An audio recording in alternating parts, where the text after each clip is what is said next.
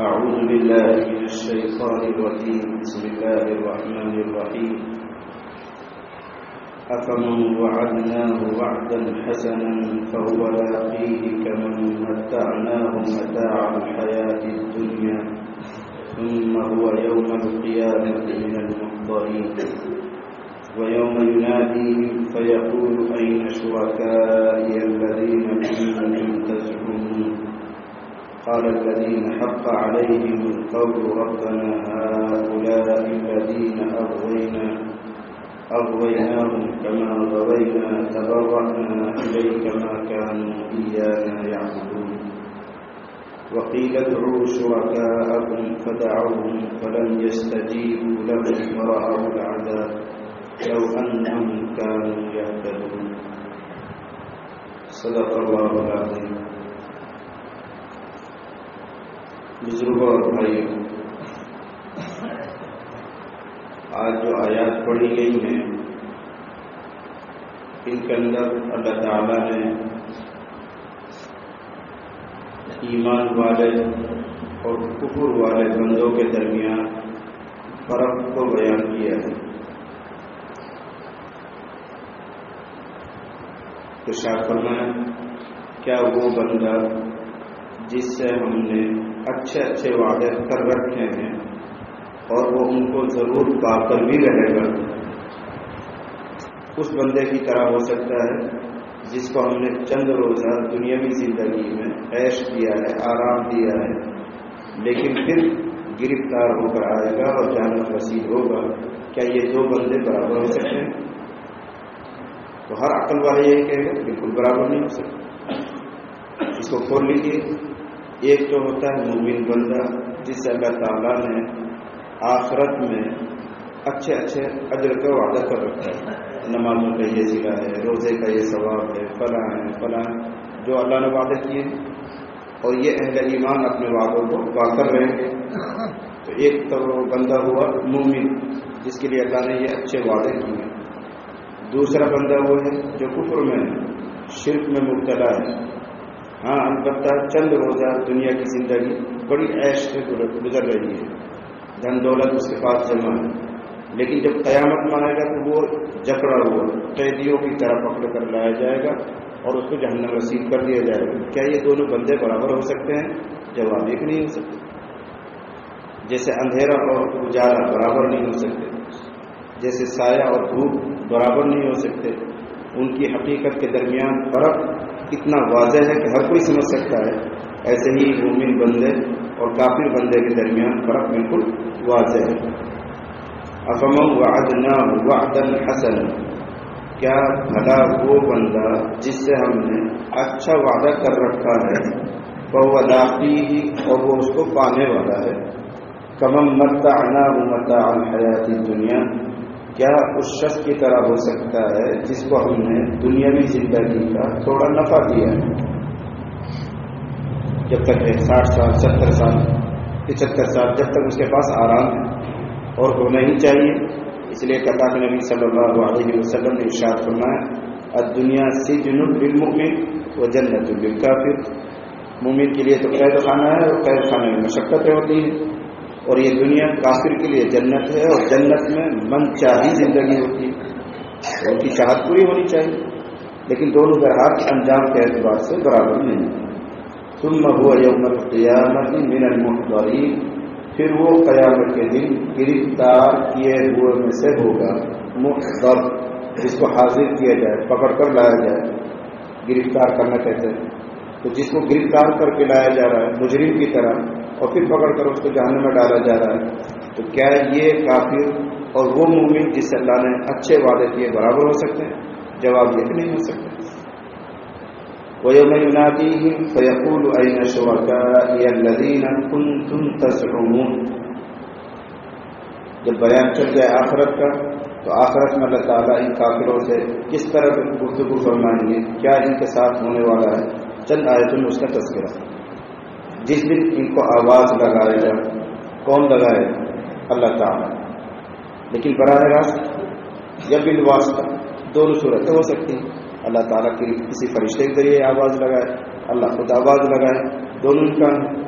وَيَوْمَ يُنَادِيهِمْ، جس دن اللہ تعالیٰ ان کو پکاریں گے، فَيَقُولُ، اور ارشاد فرمائیں گے، پکار کے الفاظ یہ ہیں، أَيْنَ شُرَكَائِي الَّذِينَ كُنتُمْ تَزْعُمُونَ، کہاں ہیں میرے وہ ساتھی، کہاں ہیں وہ میرے برابر کے جن کو تم میرا برابر خیال کرتے تھے۔ کافروں سے، مشرکوں سے کہا جا رہا ہے کہ ان کو بلا لاؤ جن کو تم میرا ساجی مانتے تھے، شریک مانتے تھے، جن کو تم خدا کے ہم رتبہ مانتے تھے، لاؤ ذرا ان کے سامنے بلاؤ۔ فیقول، اللہ فرمائیں گے، این شرکائی الذین، کہاں ہیں میرے وہ ساجی جن کو تم نے میرا ساجی گمان کیا تھا، خیال کیا تھا۔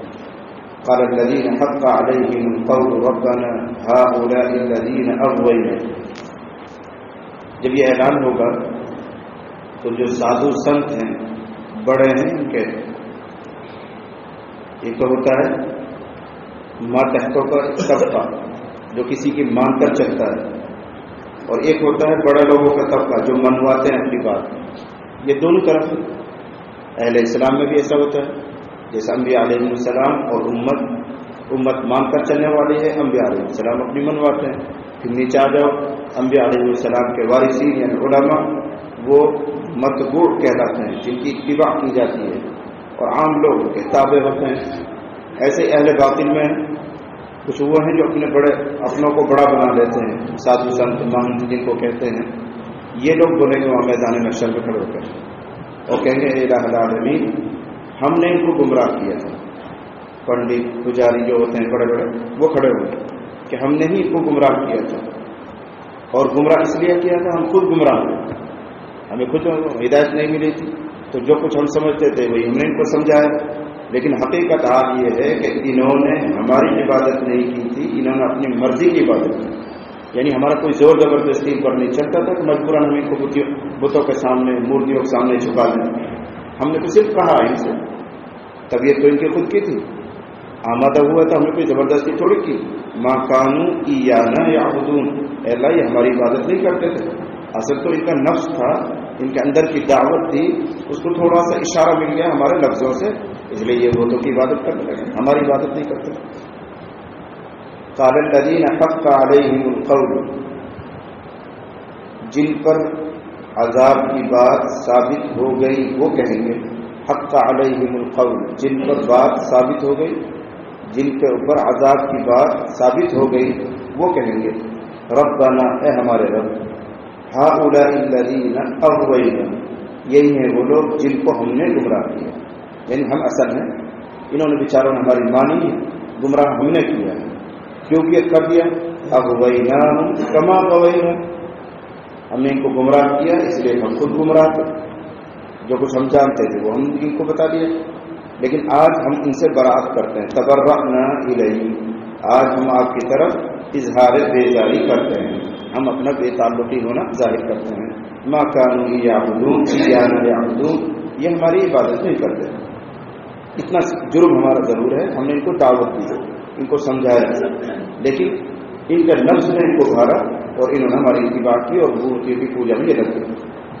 وقیل ادعوا شرکاءکم، اب جو بیچ میں واسطے تھے شرک کروانے وہ تو ہٹ گئے، سادھو سنت مہنت کچھ بھی کہہ لیجیے وہ تو ہٹ گئے بیچ میں سے، اظہار برات کر کے اللہ تعالیٰ براہ راست شرک کرنے والوں سے بات کرے گا، ماتحت جو لوگ تھے ان سے بات کرے گا کہ جن کو تم پکارتے تھے پوجتے تھے دیوی دیوتا ان کو لاؤ، یہ تو ہٹ گئے بیچ میں سے۔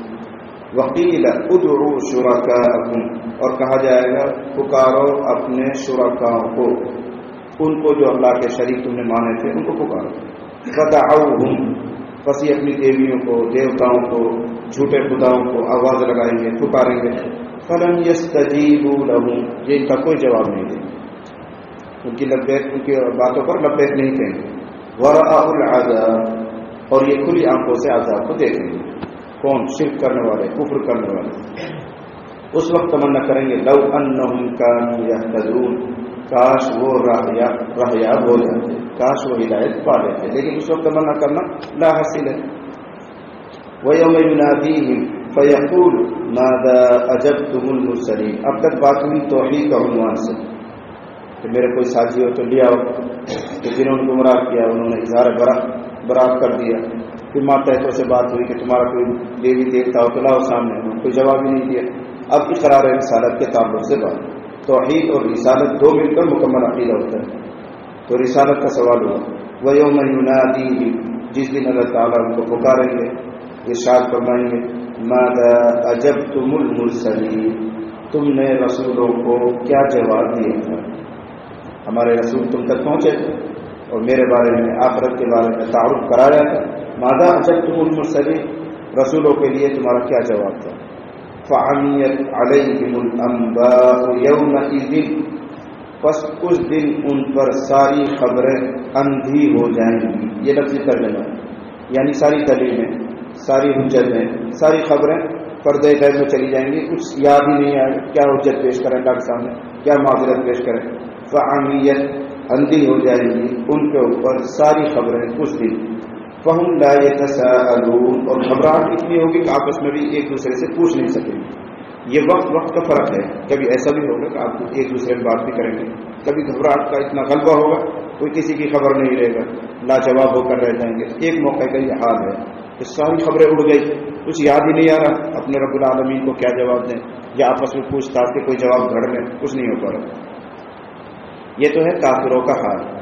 فَأَمَّا مَنْ تَابَ وَآمَنَ وَعَمِلَ صَالِحًا فَعَسَىٰ أَن يَكُونَ مِنَ الْمُفْلِحِينَ، لیکن ان کو بھی مایوس نہیں کیا جا رہا کہ جو کفر کر رہے ہیں، شرک کر رہے ہیں، ان سے کہا جا رہا جو تم میں سے توبہ کر لے گا، ایمان لے آئے گا، اچھا عمل کر لے گا، کامیاب ہو جائے گا۔ ہاں، جب تک کفر میں ہو، شرک میں ہو، ناکام ہے۔ کسی کفر اور شرک کے ساتھ چلے گئے، ناکام ہی رہو گے۔ لیکن اگر توبہ کر لیتے ہو، ایمان اور عمل صالح اختیار کرتے ہو، فَعَسَىٰ أَن يَكُونَ مِنَ الْمُفْلِحِينَ، تو یقیناً وہ لوگ بھی کامیاب ہو جائیں۔ اور اس میں بشارت آ گئی جنہوں نے ایمان قبول کر رکھا ان کے لیے بھی، یعنی دو طرفہ ہدایت ہے۔ کافروں کو تسلی ہے، مایوس مت ہو جانا، اگر توبہ کرو، ایمان لے آؤ تو تم بھی کامیاب ہو سکتے ہو۔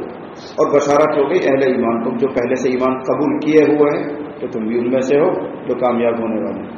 فَأَمَّا مَنْ تَابَ، بہرحال وہ آدمی جو رجوع کرے، تاب یتوب کے صیغے میں جب الا آتا ہے تو لوٹنا، رجوع کرنا، یہاں الا مقدر ہے۔ فَأَمَّا مَنْ تَابَ إِلَى اللَّهِ، یوں ہے سب، پس جو آدمی اللہ کی طرف رجوع کرے، لوٹے، وَآمَنَ، ایمان لائے، وَعَمِلَ صَالِحًا، نیک عمل کرے، فَعَسَىٰ أَن يَكُونَ مِنَ الْمُفْلِحِينَ، تو قریب ہے کہ وہ بھی کامیاب لوگوں میں سے ہو جائے گا۔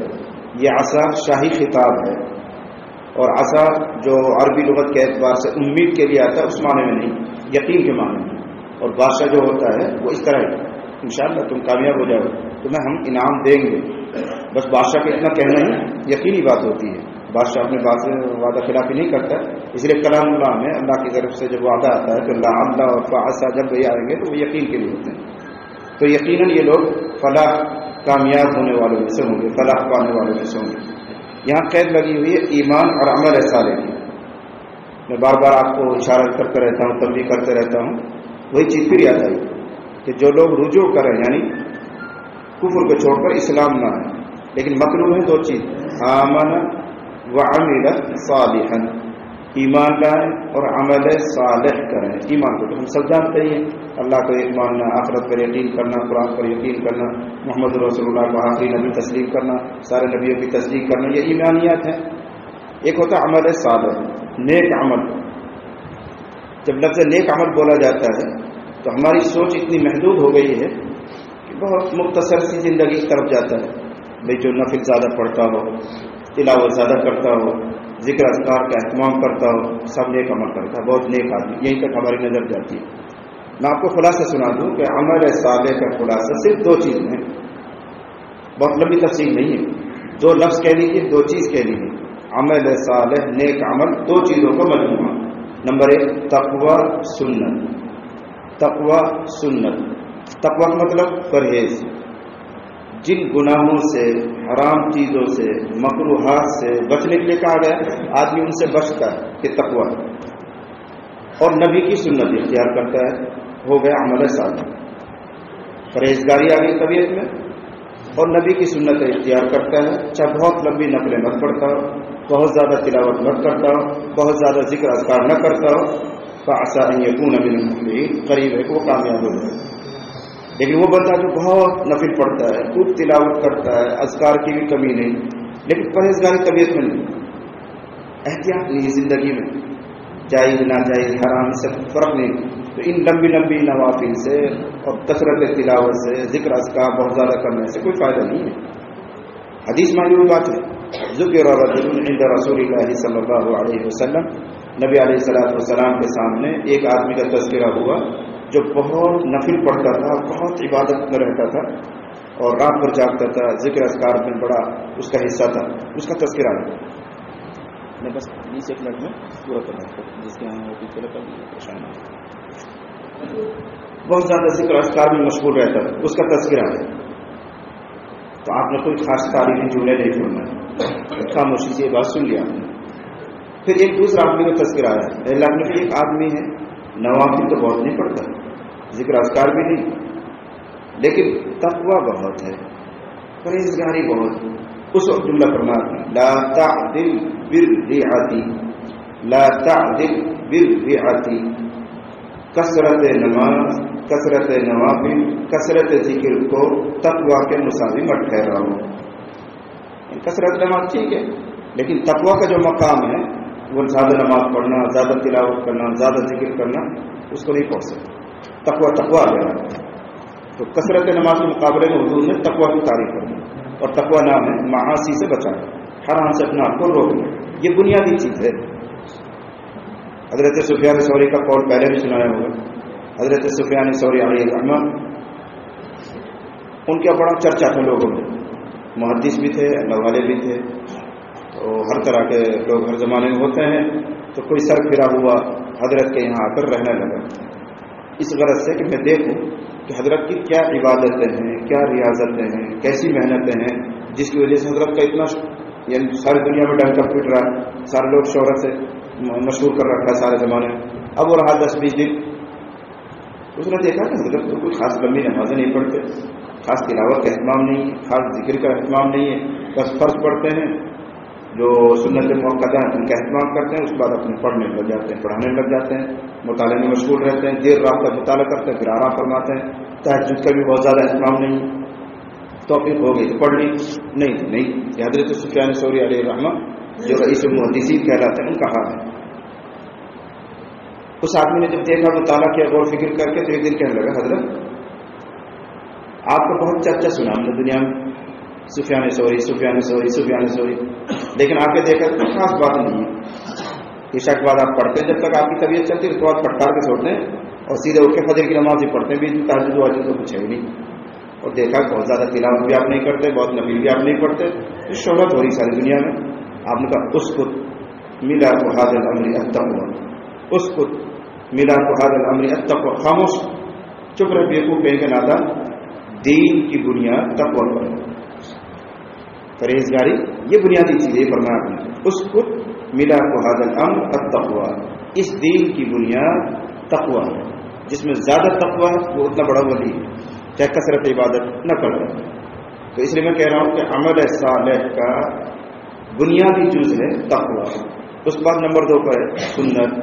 اب جو عملی چیزیں ہیں جن کو کرنا ہے اس میں سنت کا اہتمام، اور جن سے بچنا ہے وہاں تقوی اور سنت دونوں ملیں گے تو عمل صالح وجود میں آ گیا. پھر ایک اور خرابی ہے، جب لفظ سنت بولا جاتا ہے تو ہماری نظر جاتی ہے مسواک کرنے تک، رات کو سوتے وقت سرما لگانے تک، یہاں تک نگاہ جاتی ہے ہماری. کھاتے وقت دسترخوان بچھانا، کھانے سے پہلے ہاتھ دھونا، ان سنتوں پر ہماری نگاہ جاتی ہے.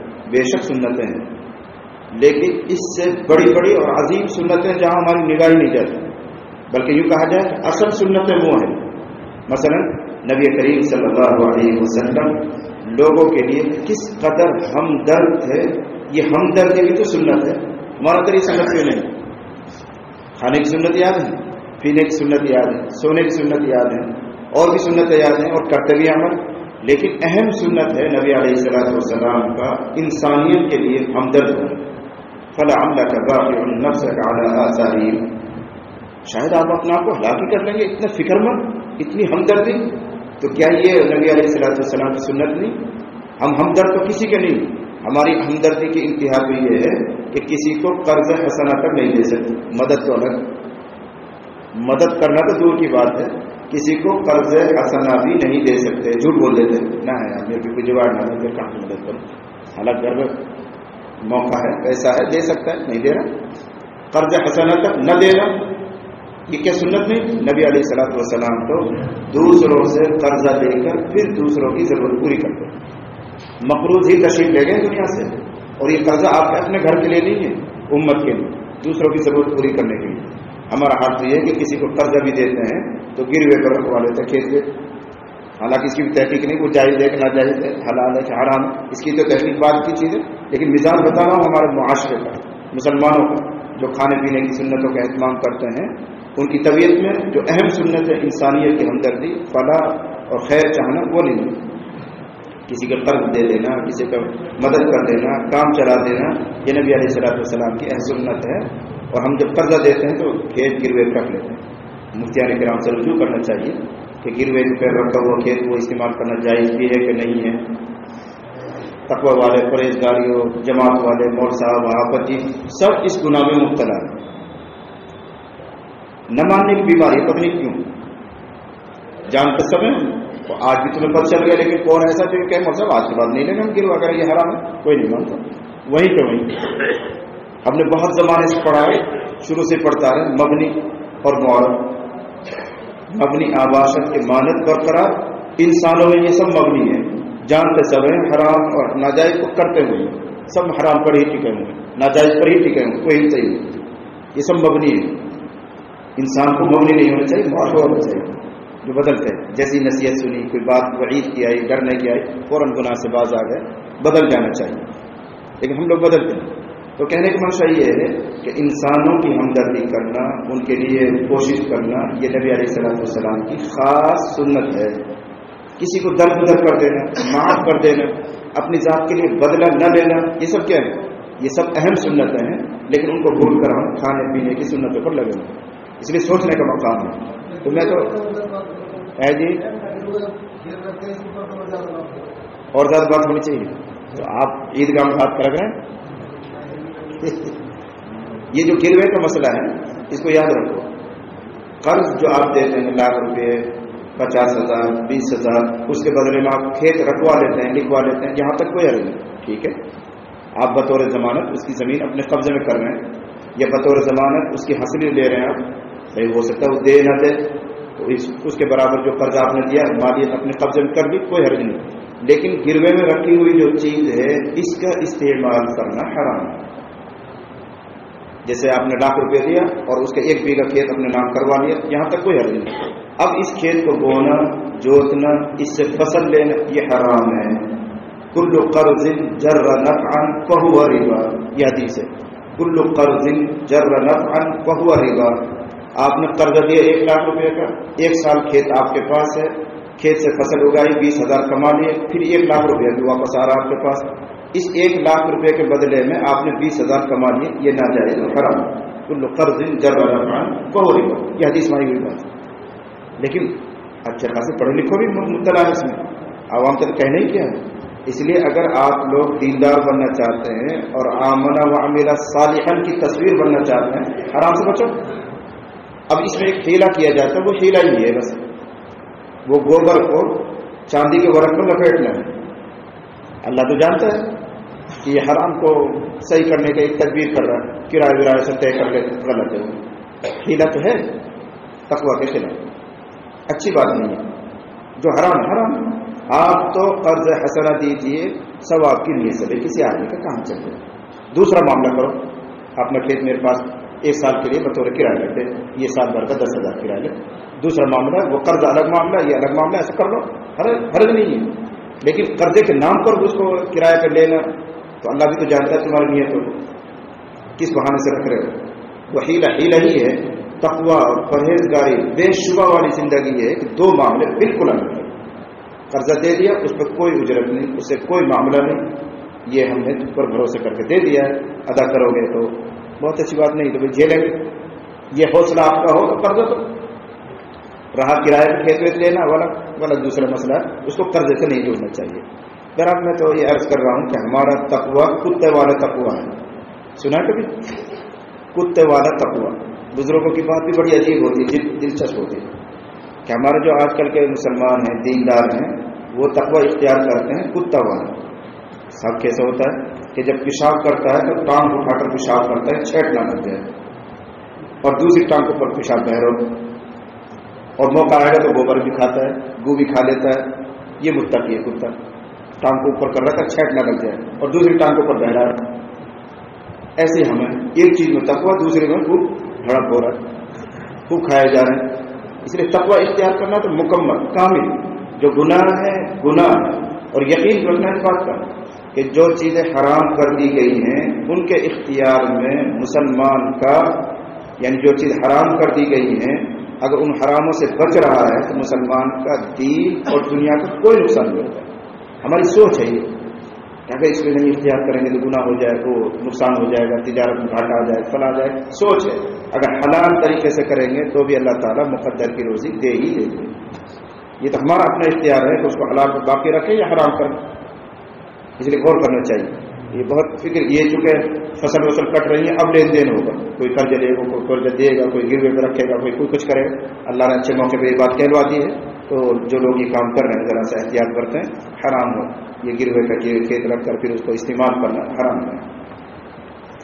فَأَمَّا مَن تَابَ وَآمَنَ وَعَمِلَ صَالِحًا، بہرحال وہ لوگ جو اللہ کی طرف رجوع کریں، نیک ایمان لائیں، نیک عمل کریں، فَعَسَىٰ أَن يَكُونَ مِنَ الْمُفْلِحِينَ، تو قریب ہے کہ وہ اللہ کے یہاں کامیاب لوگوں میں سے ہوں گے.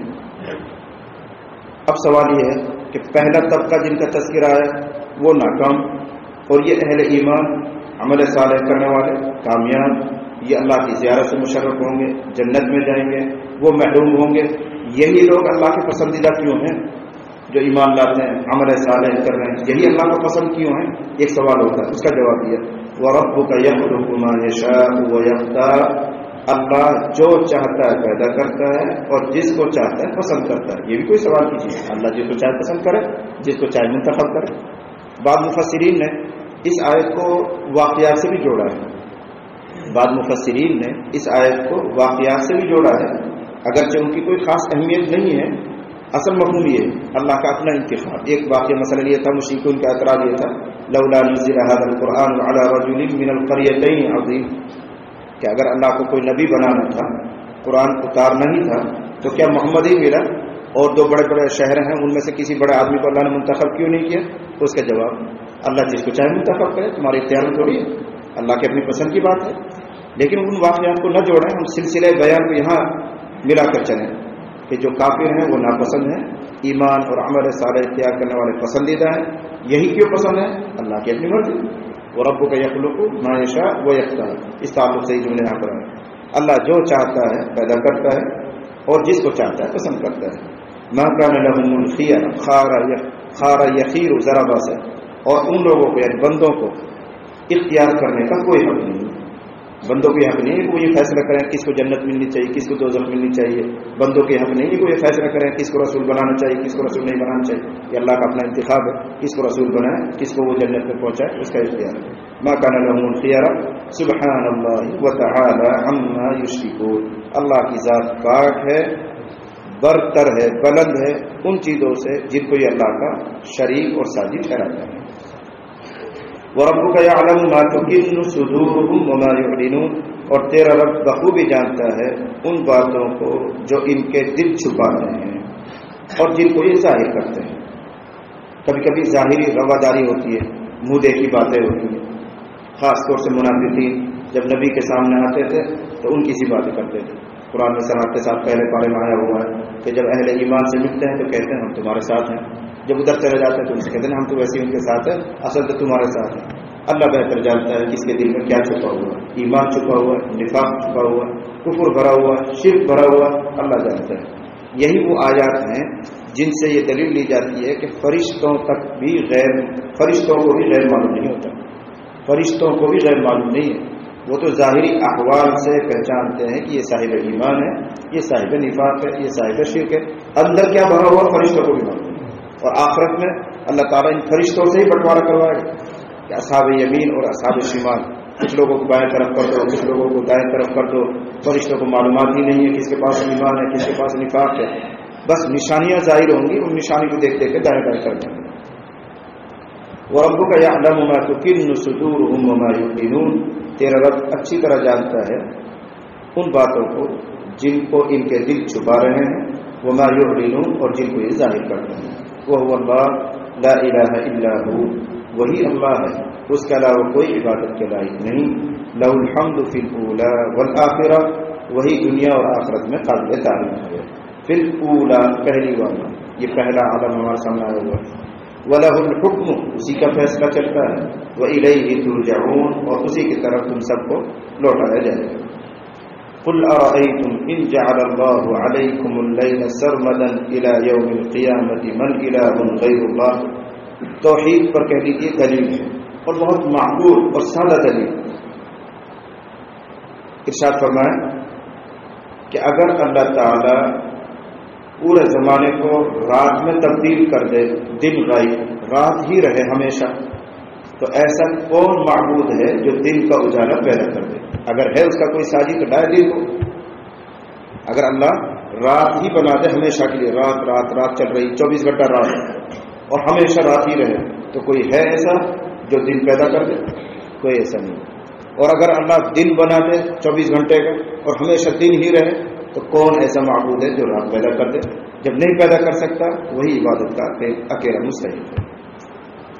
قل ارأیتم، فرما دیجئے، پوچھ لیجئے، ارأیتم، بتلاؤ مجھے، اخبرونی کے معنی ہوتا ہے ان جعل اللہ علیکم اللیل سرمدا، اگر اللہ تعالیٰ تمہارے اوپر رات کر دے ہمیشہ، ابدن کے معنی سرمدن، ہمیشہ کے لیے اللہ اگر تمہارے اوپر رات بنا دے قیامت تک کے لیے، من الہ غیر اللہ، کون معبود ہے اللہ کے علاوہ، یأتیکم بضیاء، جو دن کا اجالا لے آئے، ضیاء دن کی روشنی، جو دن کی روشنی لے آئے، بلب جلا سکتے ہو، ٹیوب لائٹ جلا سکتے ہو رات میں، لیکن دن کا اجالا کون لا سکتا ہے خدا کے علاوہ؟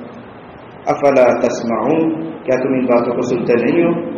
قل، یہ بھی پوچھ لیجئے کہ بتلاؤ مجھے، ان جعل اللہ علیکم النہار سرمدا، اگر اللہ تعالیٰ تمہارے اوپر دن بنا دے ہمیشہ کے لیے قیامت تک، من الہ غیر اللہ، کون ایسا خدا ہے، کون ایسا معبود ہے اللہ کے علاوہ جو تمہارے لیے رات پیدا کر دے، یأتیکم بلیل، جس رات کا فائدہ یہ تسکنون فیہ، جس رات میں تم آرام حاصل کرتے ہو۔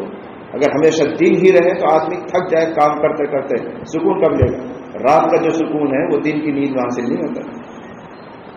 افلا تبصرون، کیا تم اس حقیقت کو دیکھتے نہیں ہو؟ وہ من رحمتی، پھر اللہ نے اپنا فضل سنایا، اللہ نے صرف اپنی مہربانی سے یہ ترتیب بنائی کہ دن بھی اور رات بھی، دن میں لوگ اپنے معاش کا نظام کریں، معیشت کا گزران کا نظام کریں، رات کو آرام لے لیا کریں۔ اگر دن ہی دن ہوتا تو تھک کر چور ہو جاتے لوگ، آرام کب لیتے؟ اگر رات ہی ہوتی تو رات میں آرام کرتے کرتے تھک جاتے، کماتے کم، تو اللہ نے دن بھی رکھا، رات بھی رکھی، رات میں آرام کر لیتے ہو، دن میں کما لیتے ہو۔ وَمِن رَحْمَتِهِ جَعَلَ لَكُمُ اللَّيْلَ وَالنَّهَارَ، اس نے اپنے فضل سے، اپنی مہربانی سے تمہارے لیے رات بھی بنائی، دن بھی بنایا، لِتَسْكُنُوا فِيهِ، تاکہ رات میں سکون حاصل کرو، وَلِتَبْتَغُوا مِن فَضْلِهِ، اور تاکہ اللہ کا رزق تلاش کرو۔ من فضل قرآن میں جب آتا ہے تو رزق کے معنی، دن اس لیے کہ اس میں رزق تلاش کرو۔ بس معلوم ہوا کہ رزق کمانا، کھیتی کرنا، تجارت کرنا، یہ دنیا نہیں ہے۔ اللہ خود کہہ رہا ہے دن ہم نے اس لیے بنایا کہ تم معاش پیدا کرو، گزارے کا سبب پیدا کرو، یہ دنیا نہیں ہے۔ ہاں اللہ سے غافل ہو جائے اس میں لگ کے، یہ دنیا بن گئی۔ یہ تجارت میں ایسا لگا، کھیتی باڑی میں ایسا لگا، نہ نماز کا، نہ روزے کا، نہ زکوٰۃ کا، اب دنیا داری ہے۔ حلال کمائے، خوب کمائے، کروڑوں میں کمائے، لیکن اللہ کے فرائض سے، واجبات سے غافل نہ ہو، مال کا حق ادا کرتے رہے، کوئی معیوب چیز نہیں ہے۔ اللہ تعالیٰ نے اپنے پیغمبروں کو بھی مال دیا ہے، حضرت سلیمان کو دیا تھا کہ نہیں، حضرت داؤد کو دیا تھا کہ نہیں، اللہ نے دیا ان کو۔ پھر حضرات صحابہ کرام میں بھی بڑی بڑی مثالیں ملیں گی آپ کو، جن کو اللہ نے کروڑ پتی نہیں ارب پتی بنایا تھا اس زمانے کے اعتبار سے۔ حضرت عبدالرحمن بن عوف ہیں، عثمان غنی ہیں، بڑا مالدار اللہ تعالیٰ نے بنایا تھا۔ تو یہ کوئی معیوب چیز ہوتی تو اللہ اپنے نیک بندوں کیوں دے رہا ہے؟ یہ تو آزمائش ہوتی ہے۔ اب کوئی اس کو لے کر اپنا اوپر ضبط کر لیتا ہے، صبر کر لیتا ہے اور احکام کو بھی بجا لاتا ہے۔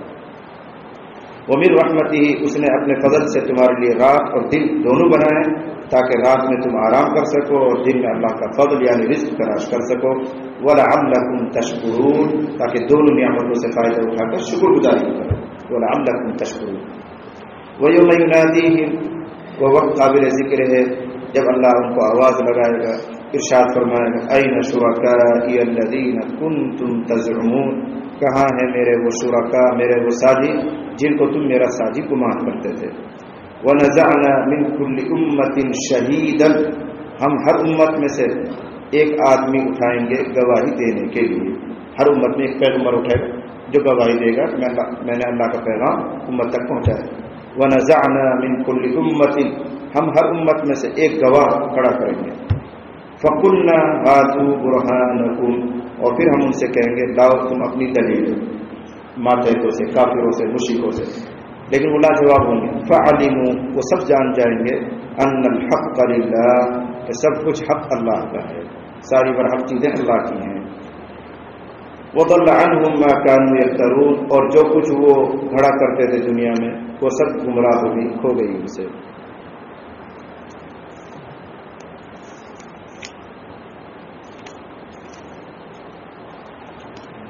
اللہ تعالیٰ ہم سب کو صحیح سمجھنے عمل کی توفیق عطا فرمائے۔ ایک بات اور رہ گئی، آج معراج کی رات ہے، 27ویں رات ہے رجب کی یا 28ویں رات ہے، 28ویں ہے شاید، رات گزر گئی۔ وہ اس لیے مسئلہ عرض کر رہا تھا، مجھ سے وہاں خانقاہ میں پوچھا کسی نے، اسلام میں معراج کی رات کی ایسی کوئی فضیلت نہیں ہے کہ اس کے لیے الگ سے کوئی عمل ہوتا ہے۔